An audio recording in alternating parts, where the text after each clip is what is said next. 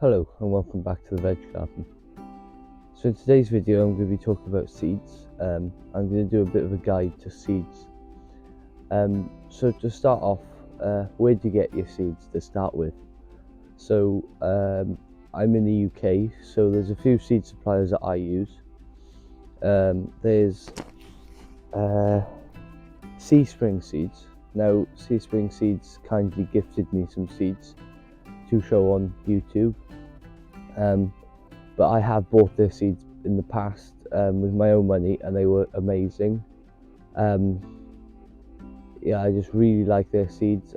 No, Real Seeds aren't sponsoring me or anything, but I'm gonna talk about Real Seeds anyway because they're a Welsh company, and they have heirloom varieties from all over the world.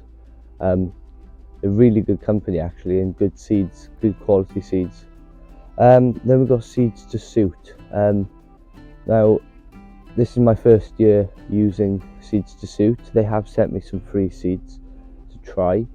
They are very good small packs of seeds. So if you only want like 40 or 50 seeds of something, that's all you have to buy. And then you just buy multiple packs to make up the amount you need. So it's quite handy, and their packets are so small that they save a lot of money on postage and less waste then in the end, because they're little tiny paper squares. They're the same size as the insides of packets, you know, the little like tin packs that you get inside the packs, and then you can just compost them, so there's no waste at all then. Another good place to get them is seed libraries. Now, there is a seed library in the UK, but I am not a member because it's a bit too much money for me to justify it, and there's no Welsh varieties or any varieties that would suit my context, so I'm not a member.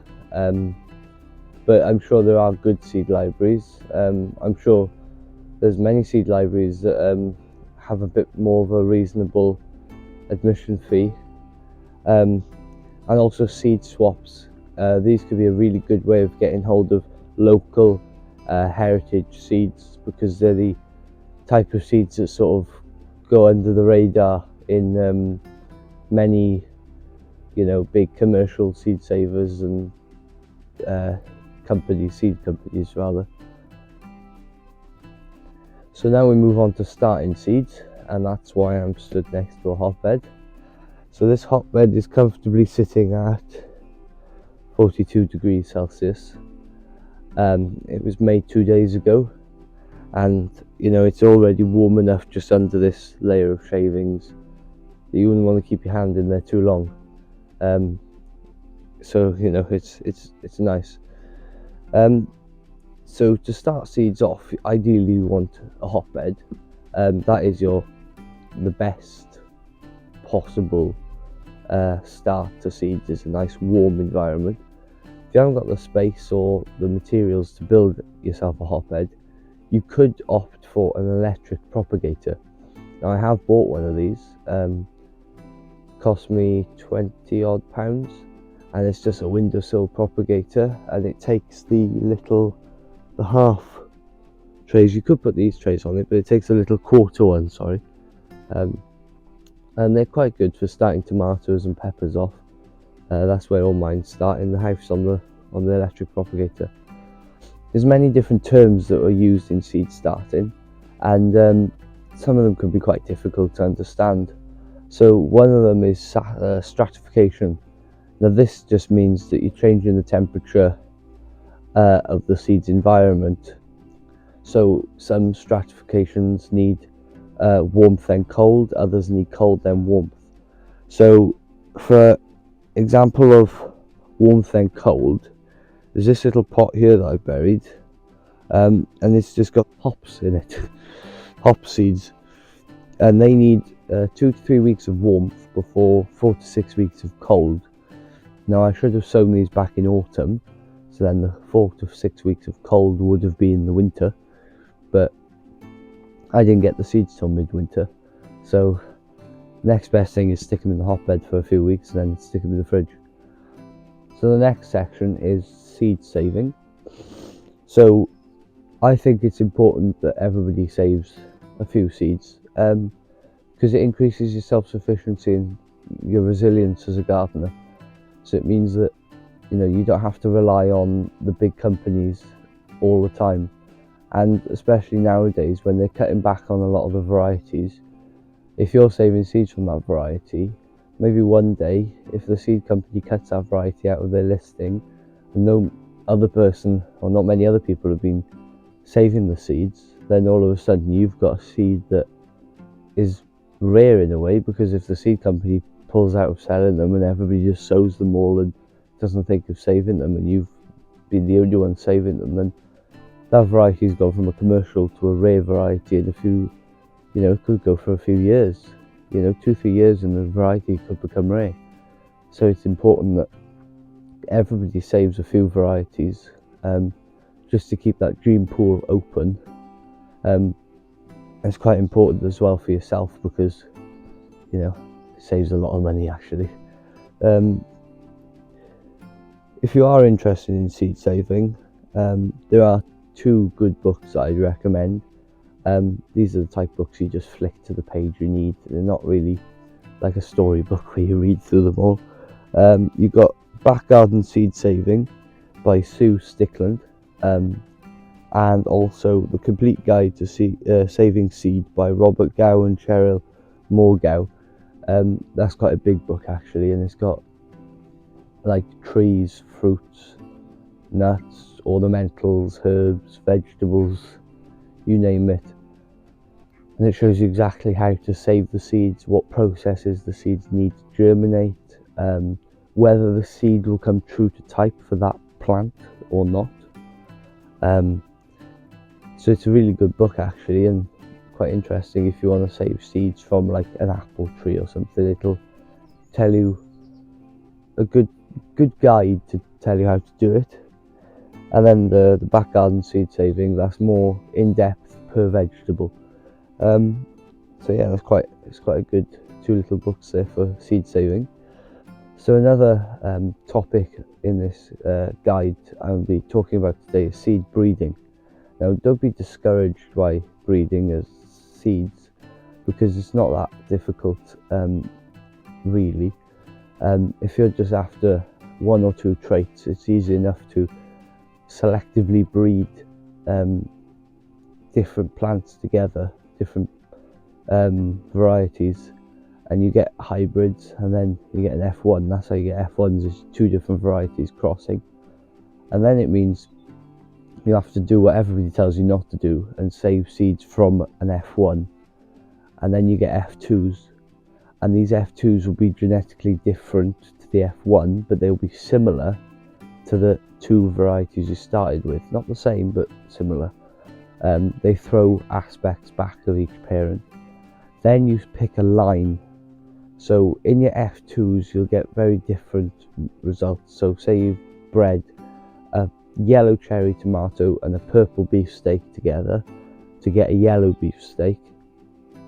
Your F1s might be a yellow beefsteak, but then your F2s might be purple beefsteaks, yellow beefsteaks, purple cherries and yellow cherries. So then you want to pick your yellow beefsteaks, and the other 3 will get left behind. You could still keep the seeds from them and take them off in another direction, but those are the ones you're after, is the yellow beefsteak, and then you save seeds from them, and then you get F3s, and the F3s are yellow beefsteaks, but there might be still the odd one that throws back to another lineage.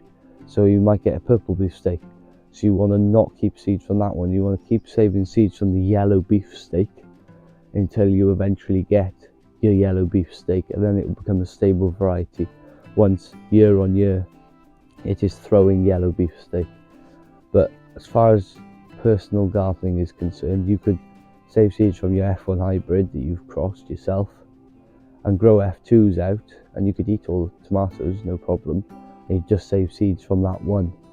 So you might have, seeds that keep throwing these random genetics, But if you keep saving seeds from the one that's coming true to type every year, maybe in 3 to 4 years down the line, you'll have your own variety that's genetically true to type. But along the way, you've probably picked up another 3 or 4 varieties because you found them interesting. Even if they weren't your main focus, you've probably picked them up along the way and brought them with you. So there are good books about this, especially on breeding. One I read about breeding potatoes, actually, which is the little berry seeds, the true potato seeds, is The Lost Art of Potato Breeding by Rebsy Fairholme. Now, I've read this book, and it's a really good book, actually, and it inspired me to save my own seeds from potatoes, and hopefully there'll be some videos this year about me growing these potatoes out and getting my own varieties, and then I can name them some nice Welsh names, hopefully. So yeah, you get your own varieties to name. What else have I got written down here? And then yeah, the better genetic diversity and better local adaptations. So because you're saving seeds in one area for years upon end, the seeds are going to be better adapted to your site, your context, your methods of growing. Whether your whole garden's in shade and you keep saving seeds in shade, they can become better adapted to shade, or they're going to be better at withstanding cold, heat, moisture, too much moisture, not enough, all these different variables, pH of the soil. The seeds will adapt over years to become better suited for your garden and your growing context. And there's a really good book, actually, just a side note now. If you really are interested in seed saving and all these heritage varieties, a really, really good book is The Seed Detective by Adam Alexander. Now, I've read this book 3/4 of the way through and I'm hooked. I wasn't much of a reader before finding this book. I'd read 1 or 2 pages a day, whereas with this book I'm reading about 10, 15, 20 pages a day, and I just find myself, whenever I'm going in the house, waiting for dinner or stuff, or just in the house after supper or late at night, I end up reading this book and just find myself sat there with the book. Yeah, it's a really good book. You won't be able to put it down. It's about Adam travelling all over the world, finding heritage seed varieties, and bringing them back to his garden in Wales. So it's always a bonus if something's mentioned about Wales in my books anyway. So thank you very much for watching, and I hope to see you again next time. Bye for now.